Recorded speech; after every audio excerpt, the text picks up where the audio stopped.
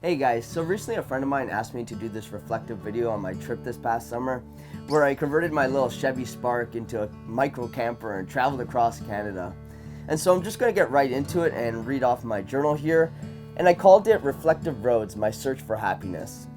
I started a 4-month road journey last summer in my tiny Chevy Spark that had transformed into a camper.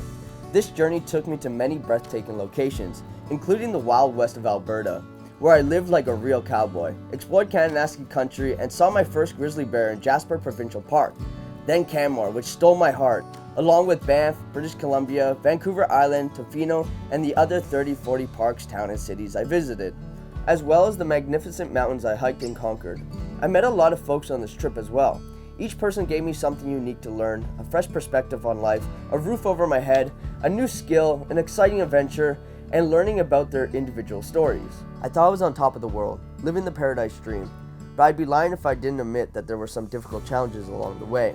The road and traveling alone are not without its challenges. When stepping into the unknown, there will always be a mixture of excitement and fear, especially when navigating unpredictable weather and roadside problems. When I left Toronto in April, it was a nice sunny day, and I thought summer was just around the corner. However, as I traveled further west, the nights grew cooler. The worst day I had was when I was traveling on my summer tires that I just changed before I left. A snowstorm struck just when I passed Sault Ste. Marie on a long stretch of nothing around me. I was unsure if I would make it up the many hill roads and would be forced to stop in the middle of nowhere without a phone connection and get snowed in for days. Thankfully, just in time, the good Lord showed me a small town just up the road with a hotel where I could spend the night. This situation was just the first of many that occurred throughout the trip. While my physical limitations constantly came into play, there was a mental game to overcome as well, because solitary travel is generally the hardest part. I can't say that being alone is always difficult, since on days when I am alone, I'm typically hiking and exploring the wilderness. When I'm in the wilderness, I always feel at peace and connected to God. I feel and see God in all life's wonderful forms. I take the time to unwind in that stillness and breathe in the fresh air while trusting in the one who leads my every step. It was undoubtedly an exciting 4-month trip across Canada, and it would have been wonderful to build a life in the West, which is what I tried to achieve for the last 2 months by looking for a job that would make me happy to work while living in paradise. Sadly, I was running out of time, the weather was getting colder, and I didn't want to get caught in a snowstorm on the way back. Although leaving was difficult, I was confident in my decision because my job prospects didn't fall through. Not that I was seeking this on my trip, but I also failed to find a companion who would probably encourage me to remain and take the chance. Simply put, I just didn't see why I should stay. I was in the middle of paradise, living my best life, but yet I still felt empty, since I couldn't generally share it with anyone. And the only jobs I can find were in the construction industry. I'm just not ready to give up my passion for filmmaking, for the benefit of being able to live anywhere. It's like abandoning a desire that I already worked really hard to achieve in favor of another dream of living in paradise. If you know my family, you know that I have a village of people who I care about and care about me. So it made sense to go home so that I could continue doing what I love in a place surrounded by my community of loved ones. I'll be using my time back home to reflect and make plans for my return, hopefully while doing what I love in paradise with the person I love and starting my own small family community of my own. From the start of this trip, I learned how to go into survival mode. For example, when the weather suddenly changed and I need to know what to do to avoid freezing to death, or when I got stuck in the woods for a long time without food and needed to go forage, or when I needed to adapt to my surroundings and find good places to sleep in every new uncharted location. Every time I travel, the world becomes a bit less scary. For those who don't know, my baby sister Sarah was born with trisomy 13 and passed away about 26 years ago.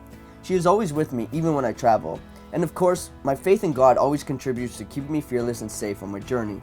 I had a clear moment of spiritual direction while I hiked the Kananaskis country with my friend who is also named Joe and her beautiful dog.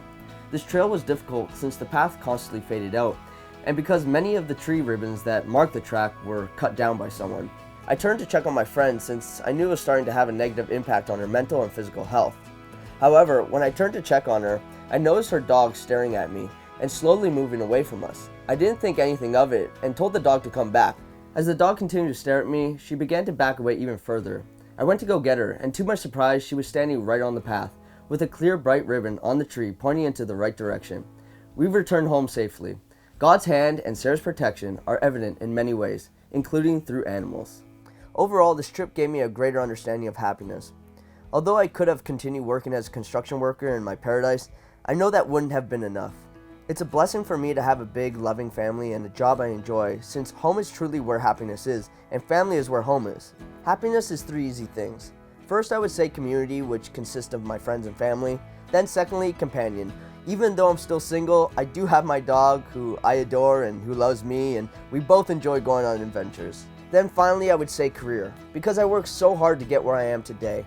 Now that I'm back home, I'm ready to begin thinking about creating a family of my own and showing my kids a different way of living.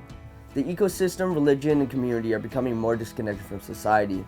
I want to make sure I can use my experiences and what life has taught me, particularly on this road trip, to teach my kids one day the joy that comes from connecting with nature, having faith in God, loving your family and neighbors, and living a simpler life. Today I have a better understanding of who I am and who I want to be, and what I want from this life, which helps strengthen my future. Living with my family in my dream paradise, which would consist of having a beautiful view of the mountains and being surrounded by wilderness. Anyways, that's what I have for my reflective roads in my journal. Thank you so much for joining me, and I'll see you guys next time. Cheers.